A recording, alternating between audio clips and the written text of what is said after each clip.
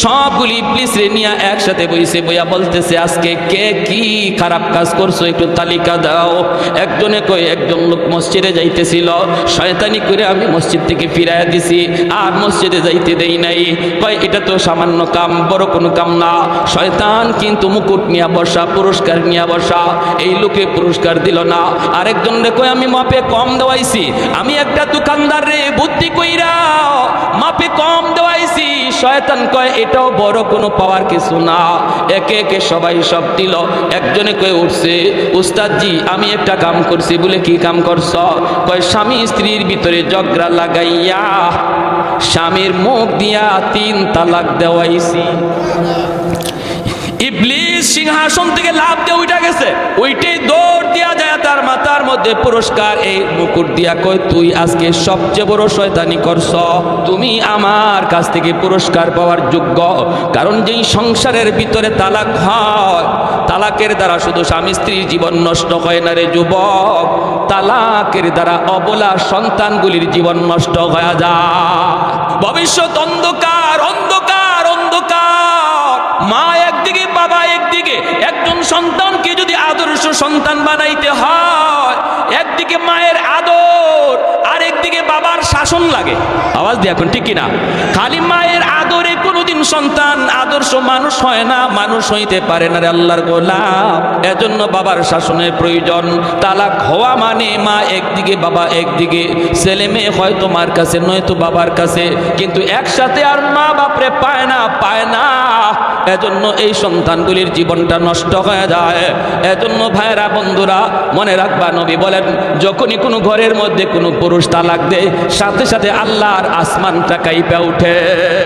এত বড় হালাল জিনিসের ভিতরে সবচেয়ে নিকৃষ্ট নবী বলেছেন তালাক। আমাদের সমাজে পুরুষ তো আছে, কিছু মহিলাও এমন মিলে ঝগড়া কইরা কইরা কয় দে আমারে তালাক দে, কয়নি না কয় না, কয় তুই বাপের বেটা হইলে আমারে তালাক দে। নাউজুবিল্লাহি মিন যালিক।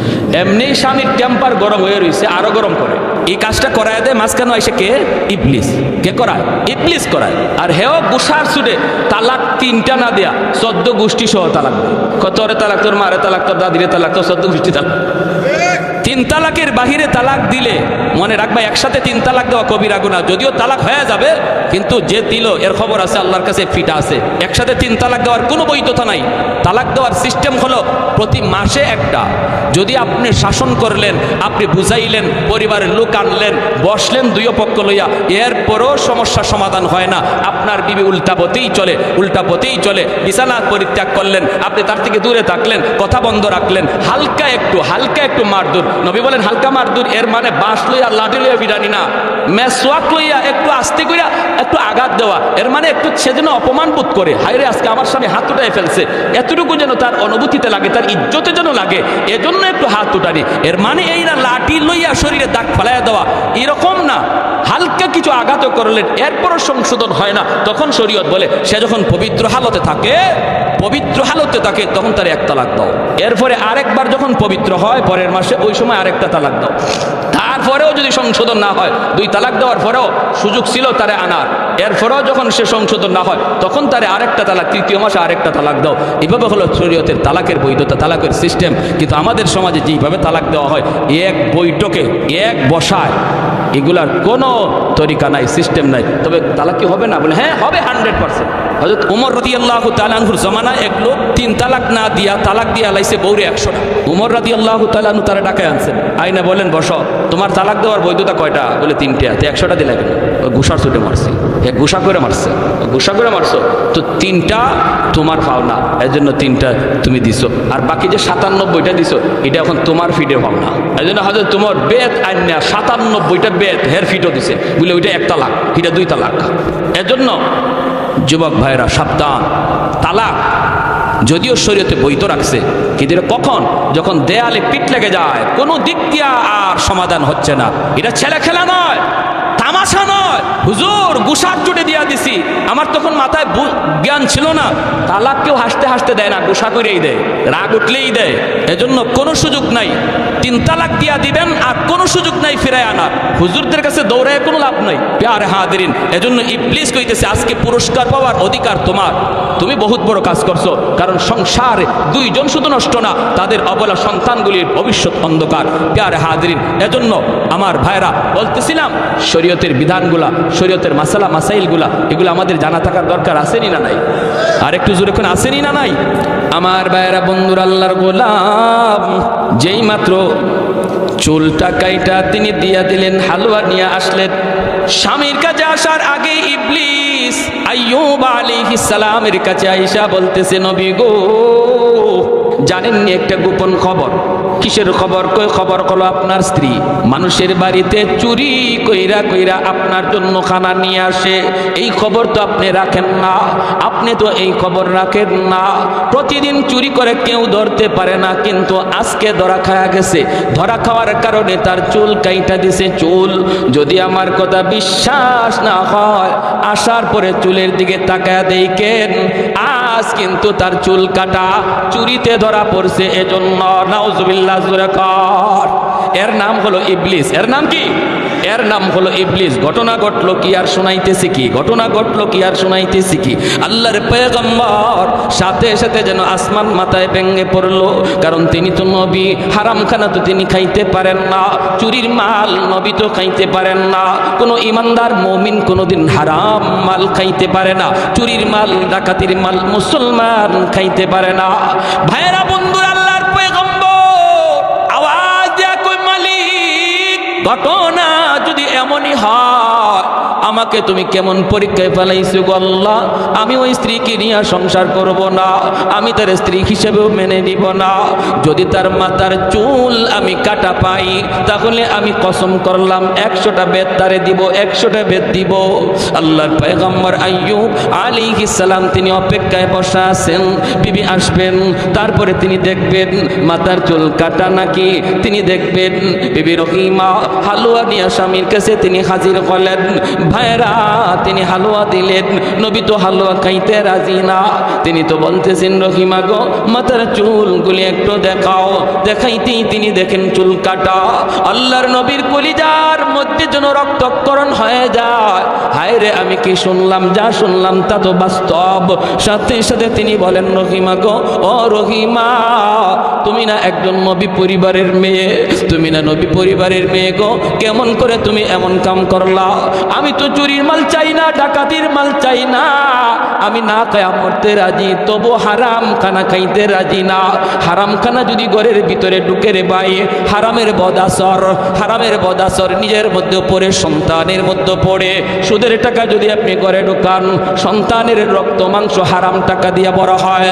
এই সন্তান বড় হওয়ার পরে কোনোদিন নামাজি হয় না, আলেমদের পক্ষে কথা বলে না, ইসলামের পক্ষে কথা বলবে না, বাপ মার সাথে ভালো আচরণ করবে না, বাপ মার সাথে বেয়াদবি করবে, বাবার সাথে বেয়াদবি করবে, বাবার গায়ে হাত উঠাইতে পারে, কারণ তার শরীরের রক্ত মাংস তুমি বাবা হারাম টাকা দিয়া বড় করছ। আজ আমাদের সমাজের চিত্র এত খারাপ, এত খারাপ। কেন সন্তানগুলি বেপথে বেলাইনে চলে গেল? মায়ের কথা শুনে না, বাবার কথা শুনে না। কত বাবার অভিযোগ, হুজুর একটু পানি পরা দেন, হুজুর একটু পানি পরা দেন, পোলারে পাই না, হুজুর একটু পানি পরা দেন, পোলাটায় কথা শুনে না, হুজুর একটু পানি পরা দেন, মেয়েটায় কথা শুনে না। আমি যদি জিজ্ঞেস করি, বাবারে তুমি কি করো, কি করো, কি করো, কিভাবে টাকা কামাই করছো, খবর নিয়ে দেখা যায় প্রতিদিন ঘুষ খাইছে, ঘুষের টাকা দিয়া সন্তানরে বড় করছে। যদি আমি বলি ছেলের জন্য আপনাকে যদি 1 গ্লাস পানি পরা দিতে হয়, আপনার জন্য পানি পরা দিতে হবে 1 জগ। মানুষগুলি কয় হুজুরদের পানি পরায় কাম হয় না, কাম হয় না। আমি বলি না, পানি পরা কাম হয়, কিন্তু ওই পানি পরা যেই ঘরে যে ঢুকবে, এই ঘরে ঢুকার সময় যায় দেখে ঘরের রহমতের দরজা বন্ধ, কারণ ঘরের ভিতরে সুদ ঢুকে, ঘরের ভিতরে ঘুষ ঢুকে, ঘরের ভিতরে হারাম ঢুকে। যেই ঘরে হারাম ঢুকে, এই ঘরে গজবের দরজা খোলা, রহমতের দরজা বন্ধ। ইমাম সাহেব পানি পরা দেয়, পানি পরা আপনার ঘরে গিয়ে ঢুকতে পারে না, কারণ রহমতের দরজা বন্ধ, গজবের দরজা খোলা। ঠিক না? ঠিক না? ফখরে বাঙ্গাল রহমতুল্লাহ আলাইহি ট্রেনে উঠছেন, এক নাস্তিকে হুজুরে পায় কয়, হুজুর মানুষদের সাথে আর কত দুকাবাজি করবেন? হুজুরে কয়, কের দুকাবাজি? কই যে ফু দেন। একজন আগে, হুজুর একটু ফু দেন। আপনি একটু ফু দিলেন, এই যে বাতাস দিলেন, এই বাতাসে কি আছে? বাতাসে কি আছে? এমন দুকা দিয়ে আর কত চলবেন? আল্লাহর ওলি বলেন, তুমি বাতাসে কি আছো বুঝো না? কয়, না বুঝি না। ফখরে বাঙ্গাল রহমতুল্লাহ আলাইহি বলে, কেমনে বুঝবা? কারণ তুমি তো জারজ সন্তান, তোমার বাপের ঠিক নাই। হে হাত পা গুছাইয়া হুজুরে এখনই ধরে ফেলবে। শরীর গরম হয়ে গেছে, চেহারা লাল হয়ে গেছে, মানুষজন জমা হয়ে গেল। কি হয়েছে? কই হুজুরে আমাকে গালি দিয়েছে। আল্লাহর ওলি বলেন, না আমি তো গালি দেই নাই, আমি তারে বুঝাইছি বাতাসে কি হয়। দেখেন সে বলছে, আমরা যে কোরআন পইরা ফু দেই, বাতাস দিই, এই বাতাসে বুঝি কিছু হয় না। আমি যে তারে গালি দিলাম, মারলামও না, তার উপরে হাতও উঠাইলাম না, শুধুমাত্র একটা বাতাস ছাড়লাম। গালিও তো একটা বাতাস, এই বাতাস ছাড়াতেই দেখেন তার চেহারা লাল হয়ে গেছে, বডিটা ফুলে গেছে। বুঝাইলাম নাপাক গালির বাতাসে যদি তোমার চেহারা লাল করে দেয়, বডি যদি ফুলায় দেয়, আল্লাহর কালাম কইরা ফু দিলেও আসর আছে। আপনাদের বালিয়ার পীর সাহেব রাহিমাহুল্লাহ, জিনার খলিফা নুরুদ্দিন ঘরপুরি রহমতুল্লাহ আলাইহি, হুজুরের শনিবার মঙ্গলবার পানি ভরা দেন। আর পানি ভরা দেওয়ার সিস্টেম হলো, মাদ্রাসার সামনে যে পুকুর, এই পুকুরের মধ্যে ফু দিয়া হুজুর চলে যেতেন। আর মানুষ এই পুকুর থেকে পানি নিত, নিয়ে সবার কামও হয়ে যেত। আলহামদুলিল্লাহ, পুকুরের পানি নিয়ে কাম হয়ে যেত। একদিন হুজুরের এক ভক্ত, খুব কঠিন ভক্ত, আইসা বলতেছে, হুজুর আপনি পুকুরের মধ্যে ফু দিয়া যান, আর পুকুরের এই ফু কোন জায়গায় লাগলো কোথায় লাগলো না এটা আমরা বুঝবো কেমন করে? হুজুর আমার একই নয় না, আপনি আমার এই জগটার মধ্যে একটু ফু দেন। নুরুদ্দিন ঘরপুরি রহমতুল্লাহ আলাইহি বলেন, তোমার একই নয় না? কয় না, একই নয় না। কোথায় একই এখন হবে? কাচের গ্লাস লই আইছে। হুজুরে বলেন, কাচের জগ, এই জগটার মধ্যে ভালো করে তুমি ধৈর্য, আমি ফু দেই। আমাদের উস্তাদরা পাশেই বসা ছিলেন, সবাই নিজের চোখে দেখছেন। উস্তাদগণ বলছেন, কাচের জগটা তুমি ভালো করে ধৈর্য, আমি ফু দেই। হে কাচের জগটা এমনি ধরে রাখছে। আল্লাহর ওলি তিনি ফু দিলেন, ফু দেওয়া মাত্র কাচের জগটা ঠাস ঠাস করে ভেঙে পানিটা মাটিতে পড়ে গেল। এ ভাই, এজন্য বলি উলামায়ে কেরামের কোনো দোষ নাই। পানি পড়ায় আজকাল কেন কাম হয় না রে যুবক? এক জমানায় কাম হয়েছে। কোন জমানায় কাম হয়েছে? যেই জমানায় মুসলমানের ঘরে রহমতের দরজা খোলা ছিল, ফজরের পরে ঘর থেকে কোরআন তেলাওয়াতের আওয়াজ শোনা যাইত, ঠিক না? এক সময় গ্রামের ভিতরে দিয়া যদি চলতাম, প্রতিটা ঘর থেকে মা বোনদের কোরআন তেলাওয়াতের আওয়াজ শোনা যাইত। কিন্তু এখন গ্রামের ভিতর দিয়ে হাঁটলে মনে হয় ফজরের পরে সব মরে গেছে। রাতের বেলা চুরি করা যতটা সহজ, ফজরের পরে মনে হয় এর চেয়ে আরো বেশি সহজ, ঠিক না? কোনো খবর নাই, কোনো খবর নাই। তাহলে হুজুরের পানি পড়া ডুববো কোন দিক দিয়া? হুজুরের এই কোরআন পইরা ফু দিব, এই তাবিজ পড়া ডুববো কোন দিক দিয়া? এজন্য বলতেছি, হারাম ঘরে ঢুকানো বন্ধ করো, হারাম ঘরে বাজানো বন্ধ করো। মুসলমানের ঘরে কোন গান চলে, খেলাধুলার আয়োজন চলে, অথচ সপ্তাহে সপ্তাহ চলে যায়, কোরআন তিলাওয়াতের আওয়াজ হয় না, ঠিক কিনা? মাসকে মাস চলে যায়, কোরআন তিলাওয়াতের আওয়াজ হয় না, হয় না রে আল্লাহর গোলাম। আইয়ুব নবী ডাক দিয়ে বলতেছেন, বিবি গো মরে যাব তবু চুরি করা মাল খাবো না, হারাম খাবো না, হারাম খাবো না, হারাম খাবো না।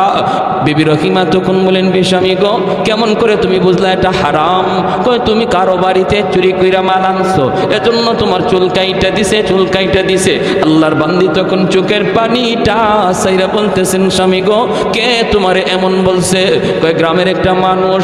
সাথে সাথে তিনি কান্দেন আর বলেন, স্বামী বিশ্বাস করো আমিও নবী পরিবারের মেয়ে গো, চুরি করি নাই, আমার বাপ দাদা কেউ চোর ছিল না, কেউ চুরি করতে শিখায় না।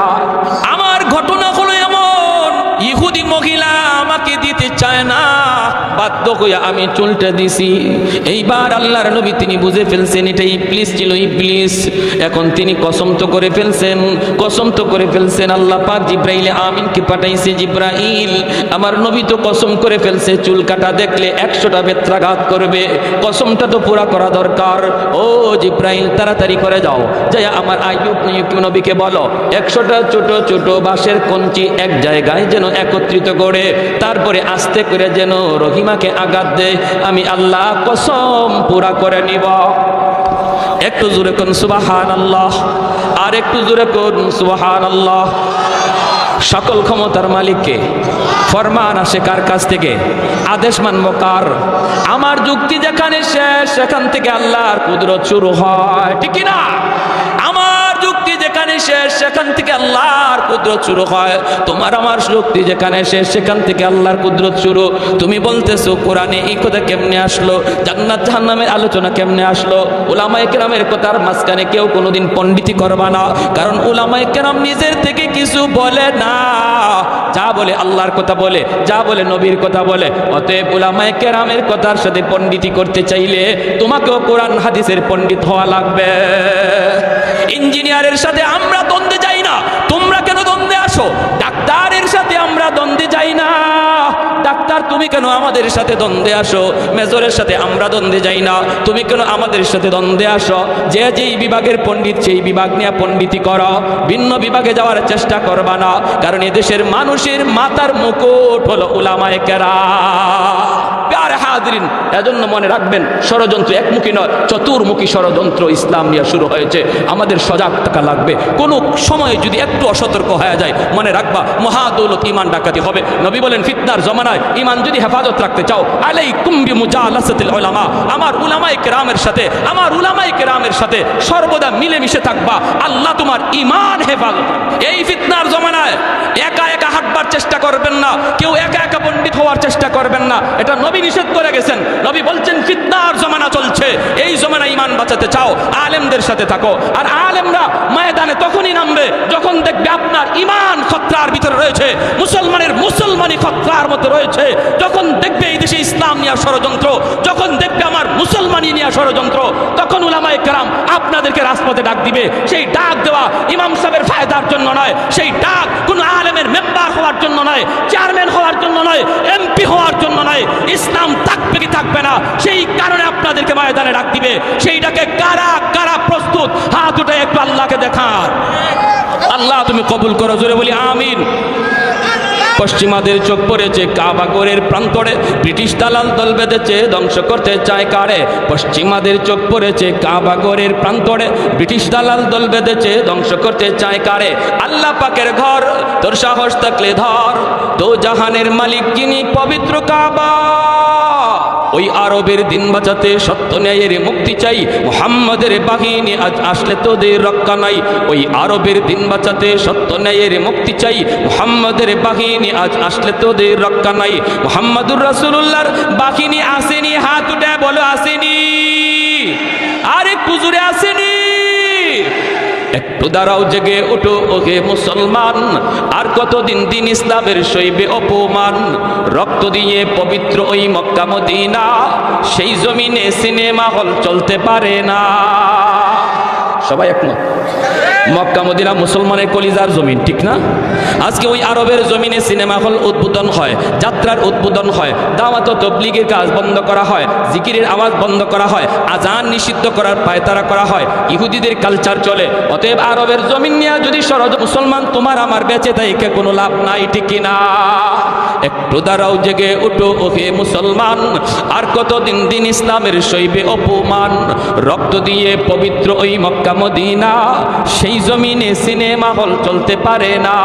নূর মক্কার ইসলাম তার থাকলো কি আর দাম, বন্দিশালায় তাকে যদি কাবার ইমাম, ঠিক না? ওই আরবের দিন বাঁচাতে সত্য ন্যায়ের মুক্তি চাই, মুহাম্মাদের বাহিনী আজ আসলে তোদের রক্ষা নাই। ওই আরবের দিন বাঁচাতে সত্য ন্যায়ের মুক্তি চাই, মুহাম্মাদের বাহিনী আজ আসলে তোদের রক্ষা নাই। পশ্চিমাদের চোখ পড়েছে কাবাগরের প্রান্তরে, ব্রিটিশ দালাল দল বেঁধেছে ধ্বংস করতে চায় কারে? আল্লাহ পাকের ঘর, তোর সাহস থাকলে ধর, দো জাহানের মালিক যিনি পবিত্র কাবা। ওই আরবের দিন বাঁচাতে সত্য ন্যায়ের মুক্তি চাই, মুহাম্মাদের বাহিনী আজ আসলে তোদের রক্ষা নাই। এই বিনোদের চরের যুবকদের হাত উঠে একটু দেখাও, মুহাম্মাদুর রাসূলুল্লাহর বাহিনী আসেনি, আরো জোরে আসেনি। আল্লাহ তুমি কবুল করো, জোরে বলি আমিন। সবাই সজাগ আছেন তো ইনশাল্লাহ? সবাই সজাগ আছেন তো? শেষ পর্যন্ত পরীক্ষাটা কইগে থামছে, ইচ্ছা আছে সবার শোনার? আল্লাহ প্রত্যেককে আমলের নিয়তে শোনার তৌফিক দাও, সবাই বলি আমিন, আরো জোরে বলি আমিন। যখনই তিনি কঞ্চি 100টা কঞ্চি হাতে লই আস্তে করে আঘাত করলেন, আল্লাহ আসমান থেকে জানাই দিয়েছে, নবী আমি তোমার কসমের কাফারা কবুল করেছি। জোরে সুবহানাল্লাহ। ভাইয়ের আমার, এরপরেই বিবি রহিমা গেছেন খানা আনার জন্য। ওই দিন খানা আইনা যখন তিনি মুখের ভিতরে ঢুকাইতেছেন, ঢুকাইতে যাইয়া জিব্বাটা ঢুকাইতে যাইয়া ওনার জিব্বার মধ্যে একটা পোকায় কামড় মারছে। আর ওই পোকার কামড়টায় যন্ত্রণা সইতে না পাইরা আল্লাহর বান্দি চিৎকার দিয়া জমিনে পড়ে গেছেন আর কাঁদতেছেন, বলতেছেন স্বামী গো, একটা পোকার কামড় আমি সইতে পারলাম না, আজ 13টা বৎসর যাবৎ তুমি কেমন করে এতগুলি পোকার কামড় সইতেছ? আজ 13টা বৎসর যাবৎ কেমন করে এতগুলি পোকার কামড় সইতেছ?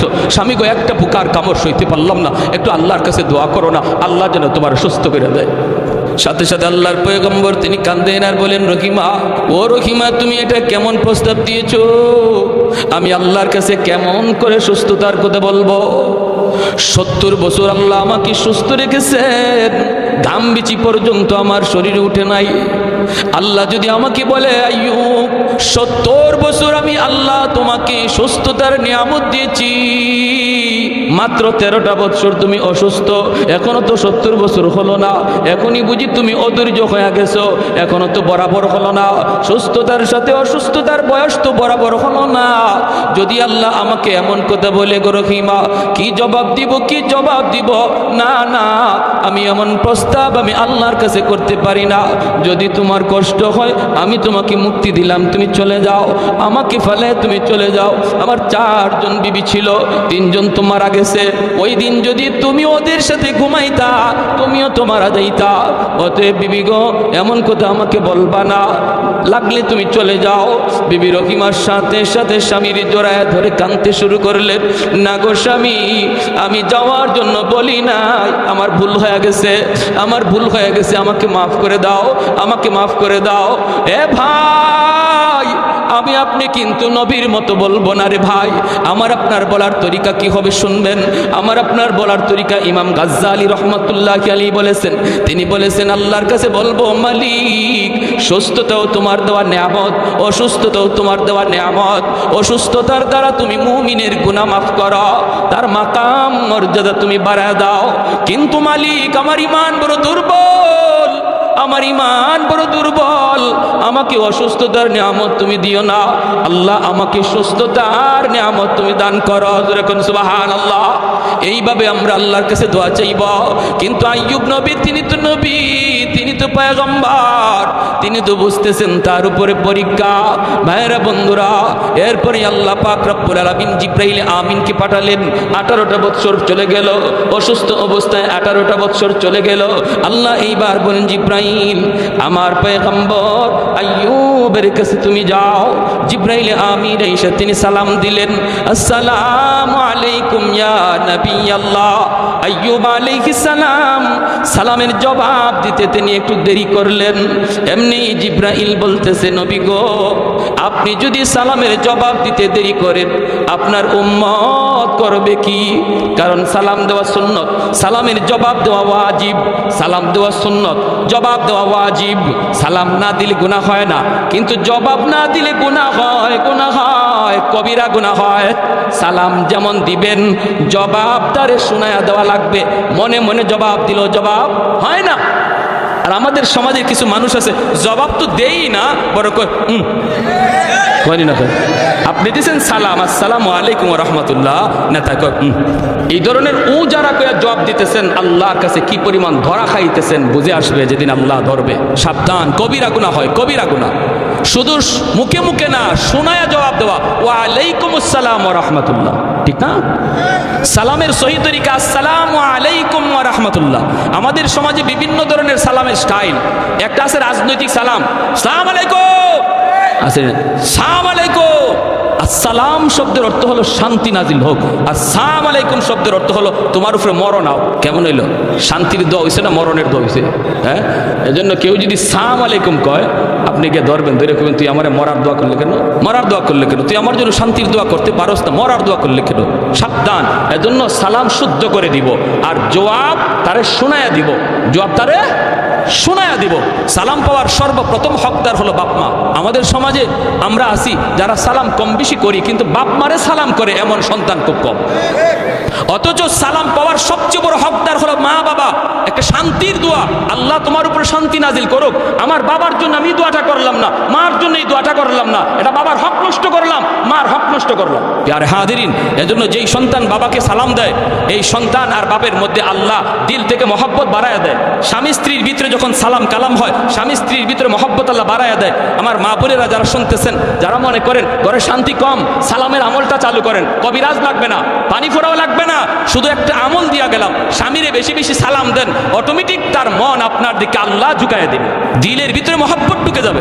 যেই পুরুষ লোক ঘরে সালাম দিয়া ঢুকে, এই ঘরের প্রতিটা মানুষের মধ্যে মহব্বত আল্লাহ তৈরি করে দেয়। জিনমুতের আসর থাকে না এই ঘরে, যেই ঘরে সালামের আমল হয়। আমরা কত জায়গায় দৌড়তেছি আর কত বাটপারের কাছে ধরা খাইতেছি, হ্যাঁ, হাজার হাজার টাকা খরচ হইতেছে, যদি বাটপারে লাগাল পায় জিন ছাড়াবে।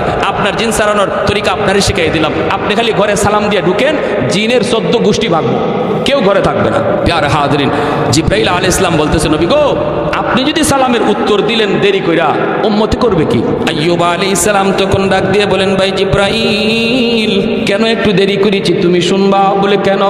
যখন তুমি আমাকে সালাম দিয়েছো, তখনই আমার জিহ্বার মধ্যে একটা পোকা উঠছে। আমি ওই পোকাটা যখন আমার জিহ্বায় উঠছে, আমি যদি ওই মুহূর্তে তোমার সালামের জবাব দিতাম, পোকাটা আমার জিহ্বা থেকে মাটিতে পড়ে যেত। পোকাটা আইছে মাত্র খাওয়ার জন্য।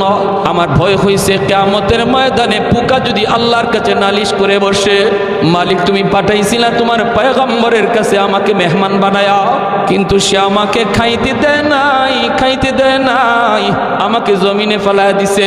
এই ভয়ে আমি সাথে সাথে জবাবটা দেই নাই, জিহ্বাটা নাড়াই নাই। যখন পোকাটা আমার জিহ্বার উপর থেকে সরছে, তখন সালামের জবাব দিছি। মালিক আসমান থেকে ডাক দেয়া কই, জিব্রাইল, আমার পয়গম্বর আইয়ুবের জবাব তুমি কেমন পাইছো? জিব্রাইল আমিন কই, মালিক আসমানের নিচে জমিনের উপরে এত সুন্দর জবাব আমি শুনি নাই। আল্লাহ, আমাদেরও বুঝ হয়ে গেছে তোমার পয়গম্বর সবগুলি পরীক্ষায় জিপিএ 5 পেয়ে পাশ করেছে। আল্লাহ, আমি জিব্রাইল সুপারিশ করি আর পরীক্ষা দিও না। আল্লাহ, তুমি তোমার পয়গম্বরে আর কষ্ট দিও না, সব তুমি নিয়ে গেছো, এরপরও তোমার জিকির সারে না। আল্লাহ পাক রব্বুল আলামিন কয়, জিব্রাইল, আমার পয়গম্বরকে বলো পায়ের গোড়ালি দিয়া জমিনের ভিতরে যেন আঘাত করে, জমিনে যেন আঘাত করে। পায়ের গোড়ালি দিয়ে আঘাত করলে পানি জমজমের পানির মতো বের হবে। এই পানিটা খাইলে পরি তার সমস্ত শরীর থেকে পোকাগুলি জর্জরে পড়ে যাবে। নবী কয়, বাইরে জিব্রাইল, আমি কি দিয়ে জমিনে আঘাত করব? আমার পায়ের গোড়ালি তো নাই, পোকা তো পাটাও খেয়ে ফেলেছে। জিব্রাইল কয়, নবী গো, আপনার অবস্থা দেখে আমি জিব্রাইল চোখের পানি রাখতে পারি না, যা আছে তা দিয়ে এই জমিনে আঘাত করেন। এই পচা পাটা দিয়া জমিনে আঘাত করলেন, আল্লাহ পাক সাথে সাথে জমজমের পানির মতো পানি আল্লাহ বের করে দিলেন। এইবার আল্লাহ বলতেছেন, জিব্রাইল, আমার পয়গম্বরে বলো পানি যেন পান করে। জিব্রাইল আলী আমিন যখন বললেন, পয়গম্বর পানিটা হাতে নিয়ে বিসমিল্লাহ বলে পানিটা পান করা মাত্রই সমস্ত শরীর থেকে পোকাগুলি ঝরঝরায়া মাটিতে পড়ে গেল। ও জিব্রাইল, শুধু তা নয়, পানিটা হাতে নিয়ে শরীরের মধ্যে মাখাইতে বলো, আমি আল্লাহ তারে 25 বছরের পূর্ণ যুবক তারে বানায় দেব। পানিটা হাতে নিয়ে তিনি শরীরটা আবার মাখলেন, আল্লাহ পরিপূর্ণ যৌবনতা আবার দান করল, রূপ লাবণ্যতা আল্লাহ আবার ফিরায় দিল, হারানো নিয়ামত আল্লাহ আবার ফিরায় দিল। পাহাড়ের কোণার মধ্যে বসে বসে আল্লাহর জিকির করতেছেন। বিবি রহিমা তিনি খাবার নিয়ে আসলেন, আয়েশা দেখেন স্বামী নাই, যেখানে স্বামীরে রেখে গেলেন সেখানে স্বামী নাই। ডাইনে বামের সামনে তাকান, হায় আমার স্বামী কোথায়? হয়তো জঙ্গলের বাঘ বুঝি খেয়ে ফেলেছে, জঙ্গলের বাঘ ভাল্লুক বুঝি খেয়ে ফেলেছে। চারদিকে তাকান, দেখেন একজন যুবক অন্যদিকে মুখ করে তাকায় রইছে। পাশে গেলেন, যা বলতেছেন, ভাই তুমি কি আমার স্বামীরে দেখছো? একজন অসুস্থ মানুষ অনেক দিন যাবত এই জায়গায় শুয়েছিল, আমি তারে খাওয়াইতেছিলাম, কাজ করে আইনা আজকে আয়া দেখি আমার স্বামী নাই, তুমি আমার স্বামীর দেখছুনি নাকি বাঘ ভাল্লুক আমার স্বামীর খেয়ে ফেলেছে? এমনি আইয়ুব আলাইহিস সালাম চেহারাটা অন্যদিকে রেখে বলতেছেন, তুমি কি তোমার স্বামীর চেহারা দেখলে তারে চিনবা? কয় হ, আমি চেহারা দেখলে চিনব, চেহারা দেখলে চিনব। এই বলতেই তিনি চেহারাটা ঘুরান আর বলতেছেন, বিবি গো, ও বিবি আর কষ্ট করা লাগবে না, আল্লাহ আমার হারানো নিয়ামত সব আল্লাহ ফিরাইয়া দিছে। मैं तालिब मौला हूँ मेरे इश्क़ निराला, मैं तालिब मौला हूँ मेरे इश्क़ निराला, है जुमला जहाँ जिनके तजल्ली से उजाला, है जुमला जहाँ जिनके तजल्ली से उजाला, मादरुद जहाँ गैर खुदा यार नदारम, जुद याद खुदा हीच दिगर कार नदारम, जुद याद खुदा हीच दिगर कार नदारम। ज़ुरकुन अल्लाहु अकबर।